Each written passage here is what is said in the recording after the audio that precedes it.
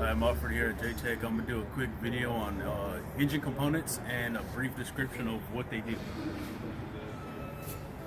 So here you're going to have your serial number and your engine model. It's a Caterpillar C7, and that's good to know so that you know what service manuals and information to look up and use when you're trying to service this thing. Alright, from there we're going to go and hit on your exhaust manifold.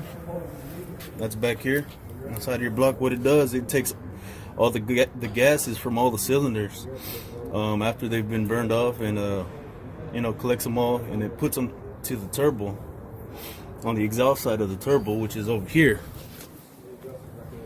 Well, the rusty part is the exhaust side, and what that does is spins a little turbine, which in turn is connected to its shaft. It spins the other side of it, has another turbine on it, and that compresses the air and goes up through this tube over here, and it hits up the intercooler. And what this does, it just tries to cool down the air after it's been heated up by compressing it, and it forces it with pressure over here to your intake manifold. And what that does, your intake manifold divides the air up, and it combines it with the fuel into each cylinder.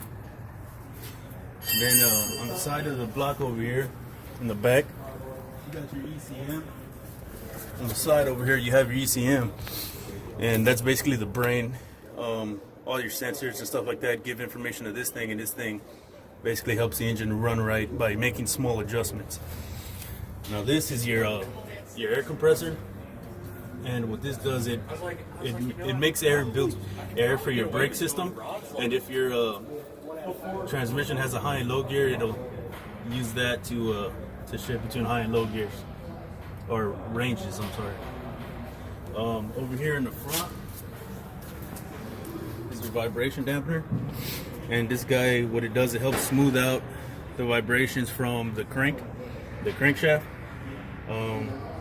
This is your accessory drive pulley here mounted to it, since this gives the power straight from the crankshaft.